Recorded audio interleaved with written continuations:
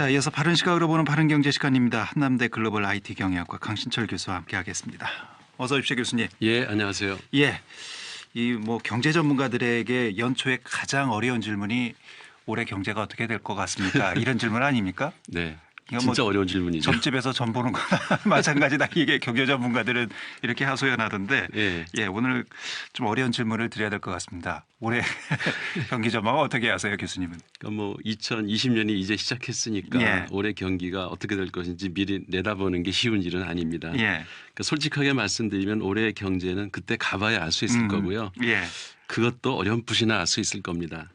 사실 각종 이제 경제연구소에서 내놓은 경기 전망이 정확히 맞아본 적도 없고요. 그렇죠. 더구나 정부 예측이 맞아본 적도 거의 없습니다. 예, 하지만 우리는 어떤 형태로든 이제 미래를 미리 예측을 하고 그 기조에 따라서 이제 정부든 기업이든 일반 시민이든 모두 이제 경제 활동을 하기 때문에 연말이나 연초에 내놓는 경기 전망이 국가 경제 전체 방향을 결정하는 데 중요한 역할을 합니다. 예, 그런 측면에서 올해 정부가 내놓은 그 GDP 성장률 2.4%는 작년보다 이제 0.4% 이상 올라갔죠. 예, 경기를 이제 반등시키고 성장 잠재력을 높이는 걸 경제 정책의 그 최우선 목표로 삼겠다는 정부의 의지가 담겨 있다고 생각하고요. 예. 그런 의미에서 작년보다 올해 경제 사장은 좀 나아지지 않을까 기대를 해봅니다. 예, 좀 나아질 것이다. 네, 이게 뭐 경제라는 것이 워낙 이 대외 여러 가지 상황 변수에 민감하게 반응을 하기 때문에 네, 정확하게 예측한다는 것이 사실 이게 거의 뭐 불가능에 가깝지 않습니까? 그렇죠. 어떻게 보면 의지 표현을 하는 거죠. 예. 그래도 뭐 경제 전문가들과 함께 뭐 여러 가지 이제 경기 전망에 대한 다각적인 검토들도 필요하고 네, 그래야 또 방향성이 세워져서 또 대비를 할 수 있는 것 아니겠습니까? 맞습니다. 예. 경제 성장률 정부가 이제 예측하기에는 2.4%를 달성하겠다 이런 의지의 표현인데 글쎄 이거 어느 정도나 실현 가능성이 있는지 이 부분도 좀 검토를 해봐야 될 것 같습니다. 예, 그러니까 작년에 경제 성장률이 연초 예상보다 낮았던 것은 이제 수출도 감소하고 그 기업들의 설비 투자가 특히 낮았어요. 그래서 그런 것들이 주원인이었는데 이제 올해도 수출이 불확실하니까 정부가 앞장서서 이제 내수를 띄워보겠다는 의지를 갖고 있는 것 같습니다. 예. 그러니까 올해 예산이 이제 512조 원으로 사상 최대다. 사실 이거는 그 인구가 증가하면 계속 증가는 하기 때문에 사상 최대를 기록하죠. 예. 통과가 됐는데 그 예산 비율이 작년보다 증가한 부분을 이렇게 자세히 살펴보면 일자리 그리고 이제 건설 특히 이제 신성장 분야 혁신 투자 등이 눈에 띕니다. 그래서 경기가 이제 가라앉아 있을 때 정부가 적극적으로 정부 재정을 확대해서 경기를 부양시켜 보겠다는 그 의지가 이제 표현된 것인데요. 예. 작년에 미국 무역의 갈등이나 그러니까 미국 중국의 예. 무역 갈등이나 일본의 수출 규제 여파를 이제 겪으면서 우리가 뼈저리게 깨달은 게 우리나라 국제 무역에 차지하는 미중일의 그 비중이 너무 비대해졌다 하는 것과 그 우방이라고 믿었던 일본이나 미국이 언제든지 자국의 이익을 위해서는 등을 돌릴 수 있다는 걸 우리가 경험을 했기 때문에 예. 그 미중일에 대한 그 수출 의존도를 낮추고 남미나 그 유럽 그리고 이제 아세안 국가들에 대한 수출 다변화를 통해서 올해는 특히 더욱 노력해야 하지 않을까 생각을 하고요. 예. 특히 그 일본에 대한 전략산업 분야의 핵심 기술 의존도를 하루빨리 낮춰서 기술 자립도를 높이는 노력도 우리나라 경제를 안정적으로 유지하는 데 매우 중요하다고 생각합니다. 우리 경제가 한 단계 더 업그레이드 되기 위해서는 그러니까 선진국형 경제 모델로 가기 위해서는 수출 비중을 줄이고 내수 경제를 더 활성화해야 된다. 그 내수 경제로 전환해야 된다. 이런 예, 뭐 그런 지적도 전문가들의 있고요. 얘기들은 많이 나오고 있습니다. 어차피 우리가 뭐 자원도 제한돼 있고 인구도 그렇게 많은 내수 시장이 크지 않기 때문에 내수 시장 확대에도 제한이 있을 겁니다. 그래서 예. 수출에 의존하지 할 수밖에 없을 텐데 너무 그 대국 중심으로 그 수출 의존을 하지 말고 예. 좀 다양한 수출 그, 다변화. 수출 다변화 이 노력이 예. 올해는 적극적으로 해야 될 것 같습니다. 예.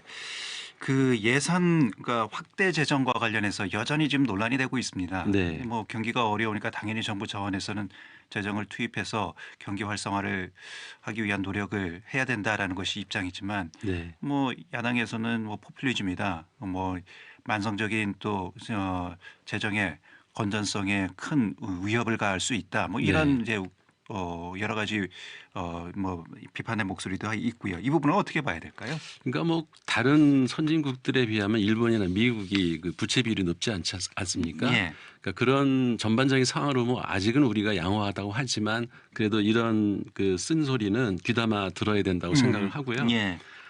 공공사업이 선심성에 이제 그치고 또 일자리 정책이 일회성에 그치고 또 단지 경기 부양 때문에 건설이나 SOC 투자를 일부러 늘린다고 하면 90년대 그 불황 초입에 일본이 그랬던 것처럼 경기는 살아나지 않고 정부 빚만 늘어날 수도 있거든요. 예.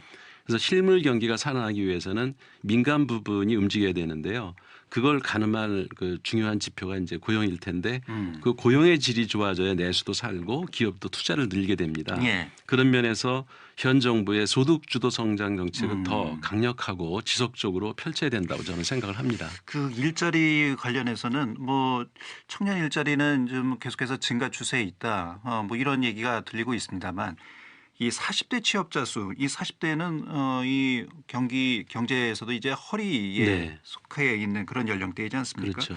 이 40대 취업자 수가 계속해서 떨어지고 있고 양질의 일자리보다는 뭐 단기직 뭐 이 좀 비교적 이 저 짧은 순간에 예. 끝나는 이런 일용직, 일자리, 일용직 예. 뭐 이런 일자리여서 이런 부분에 대한 우리의 목소리도 사실 있거든요. 맞습니다. 그런 지적도 정부가 이제 귀담아 들어야 할 내용이라고 예. 생각하는데요. 지난해 이제 특히 그 비정규직 이런 단기 일자리가 많이 늘어난 거는 160만 명 가까이 그 노인층 인구가 급격히 늘어나는 바람에 그런 일이 벌어진 거는 사실이고요. 예. 그건 이제 인구 구조 변화에 따른 현상이기 때문에 어쩔 수 없는 부분도 있습니다. 하지만 정부도 이제 경제 인구의 허리를 막고 있는 그 40대를 위한 일자리가 부족하다는 것을 지금 정확히 인식을 하고 있고요. 정부 신예산에도 그게 많이 반영이 됐고요. 그래서 40대 제조업 안정적 일자리를 만들기 위한 맞춤형 대책을 내놓겠다고 발표는 했습니다. 예. 또 이제 소비가 중요한 경제 활성화의 관건이지 않습니까? 그렇죠. 소비가 증가가 돼야 당연히 이제 투자도 기업도 투자도 할 것이고 예. 이게 선순환으로 이제 경제가 돌아가는 것인데 소비 심리 위축에 대한 또 우려의 목소리도 많이 나오고 있거든요. 이 부분은 어떻게 예, 봐야 되죠? 그것도 옳은 지적입니다. 그러니까 예. 소득이 증가하면 소비자들이 돈을 써도 되겠다 이런 분위기가 이제 형성이 돼야지 되는데 우리 그 소비는 구조적인 문제가 좀 있는 게 GDP 대비 소비의 비중이 60% 수준에 불과해서 80%대인 주요 선진국들보다는 이제 지금 낮은 형편이거든요. 그 수출 중심의 경제 구조적인 탓도 있겠지만은 집값이 너무 비싸고 그리고 자녀 교육비도 높을 뿐만 아니라 불확실한 노후에 그 대비해야 되는 등 여러 가지 요인들이 소비를 위축시키고 있는 것도 현실이고요. 예. 결국 이런 문제를 해결해 나가면서 동시에 민간 부문 활력을 위해서 세부 대책들이 어떻게 세워지고 실행되느냐가 올해 정부 경제정책 성패 여부가 결정될 것이고요. 특히 이 부분에서 말씀드리고 싶은 게 보수 야당이나 그 언론들이 계속 그 경제 위기론을 펼치고 있는데 올해는 좀 하지 말았으면 좋겠어요. 그래서 소비자들이 예. 너무 위축되지 않도록 예. 그냥 사실만 보도했으면 좋겠습니다. 예. 경제가 워낙 이제 심리적 영향을 많이 받기 때문에요. 네. 예. 그 또 하나 이건 정말 예측하기 어렵잖아요. 예. 대외 경제 상황. 네. 그러니까 지난해에는 이제 미국과 중국 간의 무역 갈등 이 부분이 우리 경제에 상당한 많은 영향을 미칠 수밖에 없는 상황이었고 예. 일본의 수출 규제도 그랬고 이건 뭐 예측 불가능한 사안들이었잖아요. 맞습니다. 예, 또 하나 갑자기 연초에 또 미국하고 이란하고 갈등 국면이 전개되면서 이 부분도 또 이 우리 경제 또 세계 경제에 예측 불가능한 변수로 작용하는 것이 아니냐 뭐 예. 이런 보도들이 계속 나오고 있고요. 그래서 뭐 작년에도 상당히 악조건이었지만 올해도 그게 이어질 전망이 크고요. 그래도 예. 다만 우리 경제 발목 잡았던 그 미중 무역 분쟁이 이제 소강 국면 상태로 좀 들어갔습니다. 그건 좀 아마 다행입니다. 예, 그건 좀 다행이죠. 그래서 15일 그 미국과 중국이 1단계 무역 합의에 서명하면서 휴전에 들어갈 것 같고요. 그다음에 국제 반도체 가격이 지금 오르고 있어요. 그리고 특히 그 5G 가입자가 급증해서 수요도 이제 증가할 것을 보여서 특히 반도체 부분에 이제 호재가 있고요. 하지만 여전히 이제 전반적인 대외 여건은 만만치 않을 것입니다. 예. 이런 어려운 대외 여건을 어떻게 뚫느냐 이것도 올해의 우리 경제의 큰 과제가 되지 않을까. 예. 예, 그런 생각이 들기도 하고요.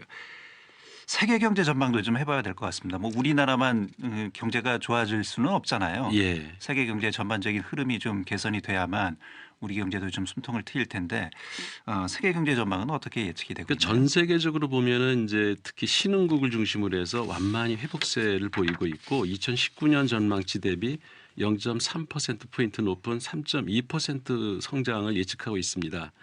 그러니까 주요 선진국들을 보면은 2019년에 이어서 이제 성장률 둔화 추세가 지속될 전망인데요.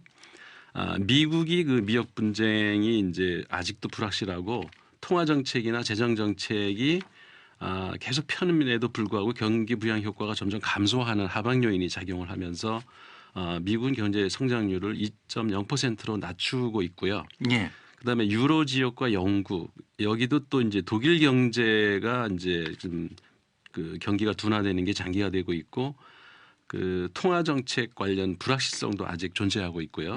그리고 이제 그 브렉시트 관련 그 불확실성이 아직도 유럽 경제를 이제 발목을 잡고 있는데요. 이게 그래서 유럽 전반의 그 선진국들 보면은 2019년과 비슷하거나 다소 둔화된 1.1% 그러니까 1% 성장에 그칠 것으로 이제 예상을 하고 있습니다. 예.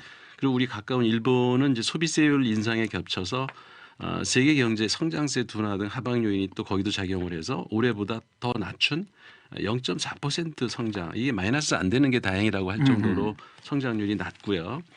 중국도 보면은 구조조정과 이제 경기 부양책을 썼음에도 불구하고 미중 무역 간 그 무역 협정 관련 불확실성이 아직도 존재하고 예. 중국 기업의 이제 디폴트가 증가하고 홍콩 시위 장기화가 또 문제가 되고 있지 않습니까? 이런 요인들 때문에 성장률을 또 낮춰 잡았어요. 중국도. 예. 그래서 6%라고 하는데 이것도 사실은 재정 확대 정책 요인을 빼면은 거의 중국도 성장을 지금 못 하고 있는 형편입니다. 이렇게 우리나라 주요 그 국가들이 대체적으로 경제 성장률을 낮게 잡고 있어가지고 대외 경제 여건이 작년과 마찬가지로 그다지 호의적이지는 않습니다. 예. 다만 이제 신흥국을 중심으로 아세안 국가들의 성장세가 눈에 띄게 증가하고 있고요. 그래서 아까도 말씀드렸지만 그 수출 다변화 노력을 적극적으로 기울여야 되는 거는 분명한 사실인 것 같고요. 예. 어쨌든 이런 다각적인 노력을 기울인다면은 올해 경제 상황은 작년보다는 그래도 좀 나아지지 않을까 기대를 해봅니다. 예. 알겠습니다. 자, 바른경제 오늘은 2020년 경제 전망을 좀 해봤습니다. 한남대 글로벌 IT 경영학과 강신철 교수였습니다. 고맙습니다, 교수님. 예, 고맙습니다.